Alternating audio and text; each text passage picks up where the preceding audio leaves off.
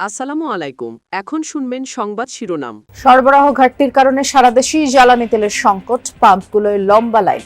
পরিস্থিতি পর্যালোচনায় বৈঠকে বসেছে মন্ত্রিসভা। রাজধানীর নির্মাণাধীন বিআরটি প্রকল্প এলাকা যেন মাদক শিবির ছিনতাইকারীদের আস্তানা। কয়েক দফা চিঠি দেওয়া হলেও কম জনবলের দোহাই পুলিশের। এআই দায়িত্বশীল ব্যবহারের মাধ্যমে শিক্ষা ব্যবস্থায় আমূল পরিবর্তন সম্ভব। মার্কিন ফার্স্ট লেডির আমন্ত্রণে ওয়াশিংটনের সম্মেলনে ডাক্তার জুবাইদা রহমান। ইরান ও লেবাননে অব্যাহত যৌথ বাহিনীর হামলা। মঙ্গলবারই দুদেশে ৪৫ জনের প্রাণহানি। যুদ্ধের জেরে জরুরি জ্বালানি অবস্থা জারি করেছে ফিলিপাইন। এতক্ষণ শুনছিলেন সংবাদ শিরোনাম, এবার বিস্তারিত। মার্কিন প্রেসিডেন্ট ডোনাল্ড ট্রাম্পের চলমান যুদ্ধবিরতি আলোচনার দাবির মাঝে ইরানে অব্যাহত যৌথ বাহিনীর হামলা। মঙ্গলবার শুধু রাজধানী তেহরানেই ১২ জনের প্রাণহানি ঘটল। এছাড়া অন্যান্য শহরে চালানো হামলায় হতাহতের সংখ্যা অর্ধশতাধিক ছাড়িয়েছে। লেবাননে আগ্রাসন অব্যাহত রেখেছে ইসরায়েলি বাহিনী। ২৪ ঘন্টায় ৩৩ জনের প্রাণ গেছে। জবাবে হিজবুল্লাহর রকেট হামলা এক ইসরায়েলির মৃত্যু হয়। এর আগে ইসরায়েলি ভূখণ্ড লক্ষ্য করে একাধিক ক্ষেপণাস্ত্র ছড়ে ইরানের রেভলিউশনারি গার্ড আইআরজিসি। ইসরায়েলের মধ্যাঞ্চলে ক্লাস্টার মিসাইলের আঘাতে বেশ কয়েকজন আহত হন। উত্তরাঞ্চলেও ক্ষয়ক্ষতির তথ্য পাওয়া যায়। এছাড়া আরব আমিরাতে ইরানের হামলায় মরক্কোর এক নাগরিক নিহত হয়েছেন। ড্রোন হামলায় কুয়েত বিমানবন্দরে অগ্নিকাণ্ডের ঘটনা ঘটেছে। ইরান যুদ্ধের জেরে বিশ্বের প্রথম দেশ হিসেবে জাতীয় পর্যায়ে জরুরি জ্বালানি অবস্থা ঘোষণা করেছে ফিলিপাইন। মঙ্গলবার এ সংক্রান্ত নির্বাহী আদেশে সই করেন দেশটির প্রেসিডেন্ট ফার্দিনান্দ মার্কোস জুনিয়র। নির্বাহী আদেশে জানান, জ্বালানি সরবরাহের স্থিতিশীলতা নিশ্চিতে এই পদক্ষেপ নেওয়া হয়েছে। জরুরি অবস্থা জারির কারণে অর্থনীতি রক্ষায় জ্বালানি সংক্রান্ত প্রয়োজনীয় আইনি পদক্ষেপ নিতে পারবে সরকার। বলা হচ্ছে, বিশ্বে তেলের সরবরাহ বিঘ্নিত হওয়ায় যেসব দেশ সবচেয়ে ঝুঁকিতে তার মধ্যে একটি ফিলিপাইন। অপরিশোধিত তেলের প্রায় পুরোটাই মধ্যপ্রাচ্য থেকে আমদানি করে ম্যানিলা। ১ বছরের বেশি সময় আটকে রাখার পর এক মার্কিনীকে মুক্তি দিল তালেবান সরকার। মঙ্গলবার ডেনিস কোয়েল নামের ওই ব্যক্তিকে মুক্তি দেওয়া হয়। বিবৃতিতে তালেবান সরকার জানায়, এক চিঠিতে মুসলিমদের সর্বোচ্চ ধর্মীয় উৎসব ঈদ উল ফিতর উপলক্ষে সন্তানের মুক্তির আবেদন জানান ডেনিসের মা। তার আবেদনের প্রেক্ষিতেই এই সিদ্ধান্ত নেওয়া হয়েছে। চলতি মাসের শুরুতে মার্কিন নাগরিকদের অন্যায়ভাবে আটকের অভিযোগ তুলে আফগানিস্তানের নিন্দা জানায় ওয়াশিংটন। এমনকি মার্কিন পাসপোর্টধারীদের জন্য আফগানিস্তান ভ্রমণে নিষেধাজ্ঞা জারির হুমকিও দেয়। রাজধানীতে তীব্র আকার ধারণ করেছে জ্বালানি তেলের সংকট। বেশিরভাগ পাম্পগুলো বন্ধ থাকায় চরম ভোগান্তিতে সাধারণ মানুষ। যেসব পাম্প খোলা সেগুলোতেও লম্বা লাইন। তেল নিতে ঘন্টার পর ঘন্টা অপেক্ষা করেও স্বস্তি মিলছে না। অনেকে রাতভর অবস্থান করেছেন ফিলিং স্টেশনগুলোর সামনে। সামান্য তেল সংগ্রহের আশায় নির্ঘুম রাত কেটেছে, সকালেও সেই চিত্র পাল্টায়নি। চালক ও সাধারণ ভক্তরা বলছেন, মধ্যপ্রাচ্যে চলমান যুদ্ধ পরিস্থিতির জেরে সৃষ্ট এই সংকটে বিপাকে নগর জীবন। পরিবহন থেকে শুরু করে দৈনন্দিন কাজ সবখানেই নেতিবাচক প্রভাব পড়েছে। একটা সময় ছিল অফিসে যাওয়ার আগে আমি নাস্তা করবো, খাবো। এখন আমার ওইগুলো বাদ। এখন ফার্স্ট চিন্তা থাকবে আমার 1 সপ্তাহ ফুয়েল নিতে হবে আমাকে। বলার আসলে ভাষা নাই। আমরা যারা অফিসগামী আছি আমার জন্য আরো কষ্ট হয়ে যায় জিনিসটা। অফিসে এদিকে সবাই ফোন দিচ্ছে, কাজের জন্য যেতে পারতেছি না। আমাদের সময়টা এখানেই ট্রিটমেন্টে নষ্ট হয়ে যাচ্ছে। আজকে আমি প্রথম এরকম একটা মুখোমুখি হলাম। আমি তো মনে হচ্ছিলাম ঘন্টাখানেক কত লাগবে, এখন দেখা যাচ্ছে প্রায় 3 ঘন্টার মতো লাগতেছে। পাচ্ছি তো না। গতকালকে আমি সকালে এখানে ঘুরে গেছি, 9:30 দিকে বলছে শেষ, পাই নাই। সকালে আসছি 3 ঘন্টা হয়েছে। অনেক বাজে অবস্থা, এরকম আর কি গাড়ি চালানো প্রবলেম। যেমনটি জানাচ্ছিলাম, পাম্পগুলোতে জ্বালানি তেলের সরবরাহের ঘাটতি এবং সংকট এ বিষয়ে খোঁজ খবর রাখছেন সহকর্মী শামীম রেজা। তিনি রাজধানীর বিজয় সরণি এলাকায় একটি ফিলিং স্টেশনের সামনে আছেন। শামীম, ফিলিং স্টেশনগুলোর কি অবস্থা দেখছেন? গ্রাহক আর পাম্প মালিকরা কি বলছেন জানাবেন। হ্যাঁ বৃষ্টি, তেল পাম্পের অবস্থা আসলে গত কয়েকদিনের মতোই।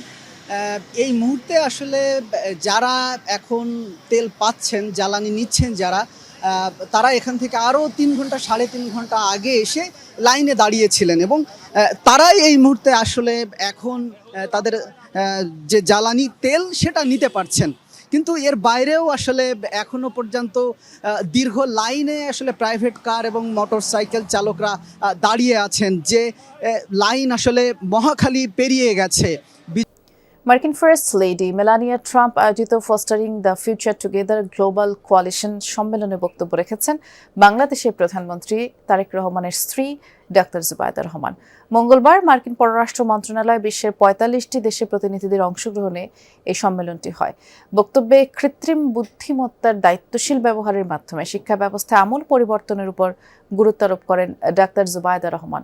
দুদিনের এই সম্মেলনে মার্কিন ফার্স্ট লেডি মেলানিয়া ট্রাম্পের আমন্ত্রণে যুক্তরাষ্ট্র সফর করছেন তিনি। মঙ্গলবার ওয়াশিংটনে স্টেট ডিপার্টমেন্টে ছিল fostering the future together global coalition সম্মেলনের ওয়ার্কিং সেশন। আয়োজক মার্কিন ফার্স্ট লেডি মেলানিয়া ট্রাম্প। বিশ্বজুড়ে শিশুদের শিক্ষা এবং প্রযুক্তির সুযোগ সম্প্রসারণে সহযোগিতা করাই ছিল প্রতিপাদ্য। মেলানিয়ার আমন্ত্রণে যোগ দেন বাংলাদেশের প্রধানমন্ত্রী তারেক রহমানের স্ত্রী ডাক্তার জুবাইদা রহমান। বক্তব্যে শিক্ষা ব্যবস্থায় কৃত্রিম বুদ্ধিমত্তার দায়িত্বশীল ব্যবহারের উপর গুরুত্বারোপ করেন তিনি। এজন্য বাংলাদেশকে সহায়তা দিতে উন্নত বিশ্বের প্রতি আহ্বান জানান। We believe that responsible use of artificial intelligence can transform education, especially in countries like Bangladesh, where access to trained teachers and resources remain uneven.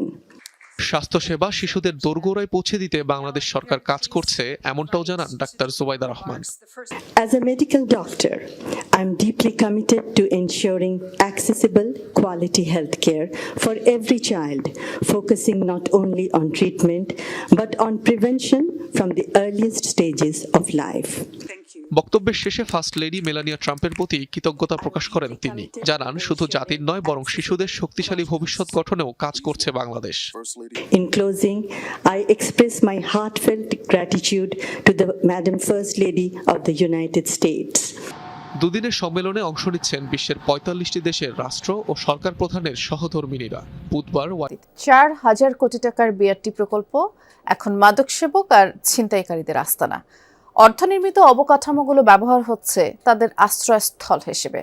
অন্ধকার স্টেশনগুলোর সামনে দিয়ে দিনের বেলায়ও চলতে ভয় পান পথচারীরা। পুলিশের টহল নেই, প্রকল্প সংশ্লিষ্ট কেউ নেই দেখার জন্য। এই দুর্দশা থেকে কবে মুক্তি পাবে নগরবাসী?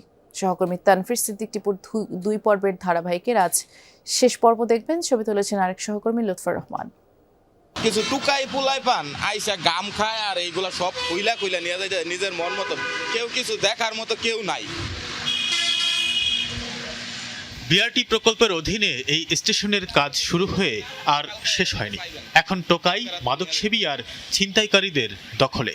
যা পাশপাতি আছে যা সব খুলে নিয়ে গেছে। তো এটা তো অনার্থক একটা আমাদের মনে হয় সম্পদ নষ্ট হয়ে যাচ্ছে। এই দিক দিয়ে উঠতে পারে ওরা। একদিন দৌড়াইছি আমরা, দৌড়ানি দৌড়ে এই দিক দিয়ে নিচে নেমে গেছে, আবার এই দিক দিয়ে উঠছে। কিছু মানে এটা রাত্র হইলে বেশি আসে। স্টেশনের দুই পাশের সরু রাস্তায় গাড়ি চলাচল করতে হয় একেবারে কোল ঘেঁষে। ৫-৬ জন করে একটা গ্রুপ ফুটপাইতে বসে থাকে ছিনতাই করার জন্য। স্টেশনে দাঁড়িয়েই হাত বাড়িয়ে চলে ছিনতাই। এই যে রাস্তার পাশেই তো ট্রাক যায়, বাস যায়, বাস যায়। ওরা এইখান থেকে জাম বাজলে এইখান থেকে ড্রাইভারকে সবকিছু ঠেক দিয়ে নিয়ে আনে। স্টেশনের ভেতর ছোট ছোট ঘর আর শৌচাগারের জায়গার সবই ব্যবহার হয় অপরাধীদের আশ্রয়স্থল হিসেবে। এইটারে ব্যবহার করে বেশি নীরব জায়গা পায়া। ওই যে দেখা যায়